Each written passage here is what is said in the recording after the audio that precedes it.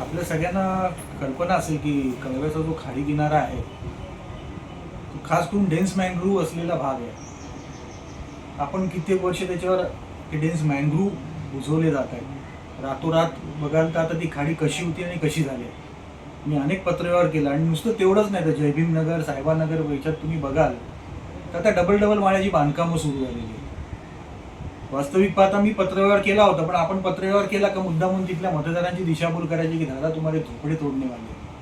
वास्तविक पाहता 2005 साली काय झालं होतं आपल्याला सगळ्यांना माहिती आहे की जो मोठा पूर आला होता तर अख्खं पाणी तिथे घुसलं होतं आणि सगळ्यांना त्या लोकांना मला आठवतं की शाळेत माझ्या ठेवलं होतं, जेवण खाणं दिलं होतं, महिनाभर लोक इथे होती.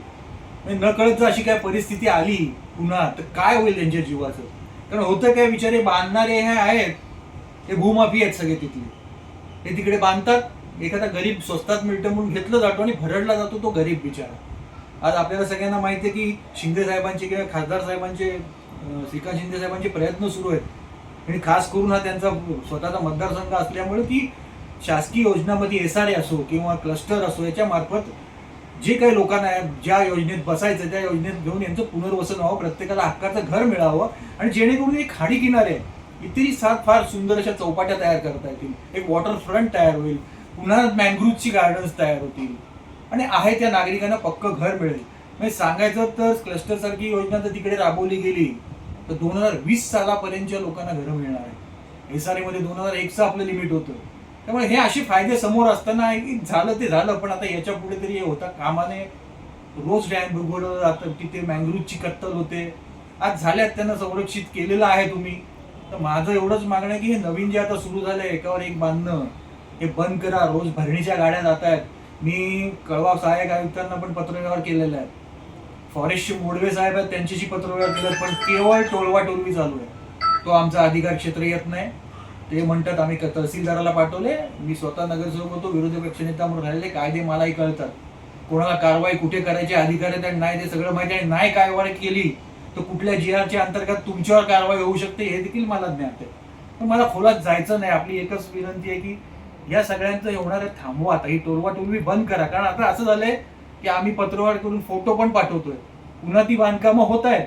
त्याच्यामुळे एक सर इथे मुख्यमंत्र्यांचे आदेश आहे अनधिकृत बांधकामासंदर्भात, माननीय न्यायालयाचे आदेश आहे अनधिकृत बांधकाम संदर्भात, DCM एकनाथराव शिंदेचे आदेश आहे अनधिकृत बांधकामासंदर्भात.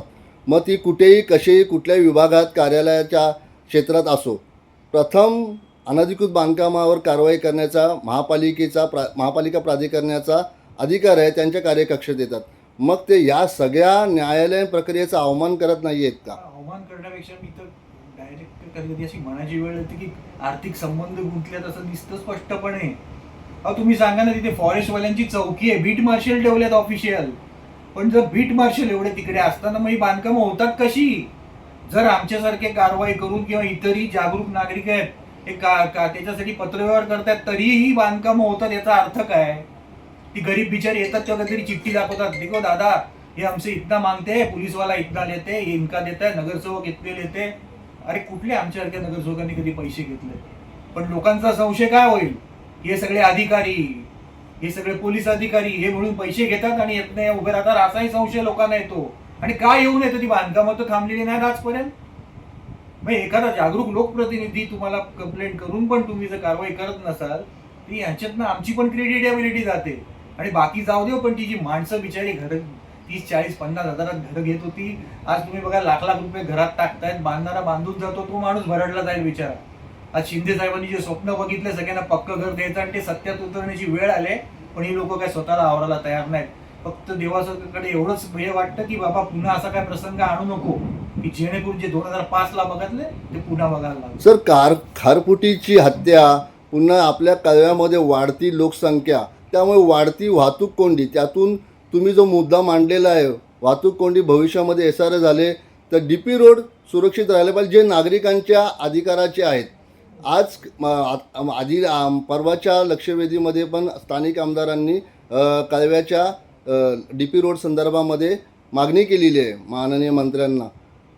DP रोड होणं किती गरजेचं आहे, वाहतूक कोंडी त्यातून होईल, अपघात कमी होतील, त्यानुसारच आपण तसा पाठपुरावा करतायत. आपण संबंधित विभागाकडे शेवटची काय मागणी कराल? बघा माझी एवढीच मागणी आहे, आपल्याला सगळ्यांना त्या कळव्याची आपल्या मेन रोडची परिस्थिती आपण बघतो काय झाले, मुंबई पुणे रोडची ट्रॅफिक, ते खारेगाव नाका जाम, तो घोलाईचा नाका जाम, आपला प्रशांत कॉर्नरचा नाका जाम, हा नाका जाम.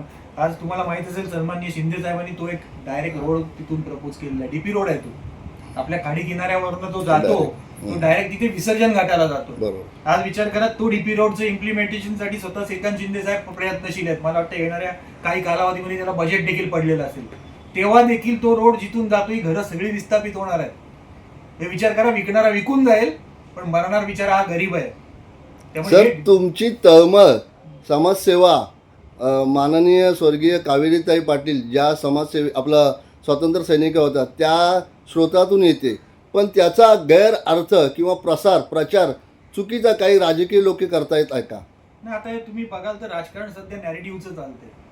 म्हणजे कोणाला तरी पकडायचं, त्याच्या मार्फत अशा बातम्या पेरायच्या, म्हणजे एवढं ॲडव्हान्स झालेलं आहे याच्यात की व्हिस्परिंग पॉवर वगैरे करणाऱ्या अशा एक एजन्सीज मिळतात की मग ज्या पकडायच्या ते त्यांचं बजेट सांगणार, मग ते जागत सुटणार, मग त्यात त्याच्या कामवाल्या पानवाले असे पकडणार आणि मग ते व्हिस्परिंग करणार, ते मिलिंद पाटीलने असं केलं, तो खराब आहे, अरे तो असं करत, असं करून एक निगेटिव्ह नॅरेटिव्ह, म्हणजे लोकांची मती हे कशी करायची म्हणजे काय म्हणतात त्याला, स्पष्ट शब्द भ्रमिष्ट करून टाकतात की लोकांचं मन डायव्हर्ट होतं.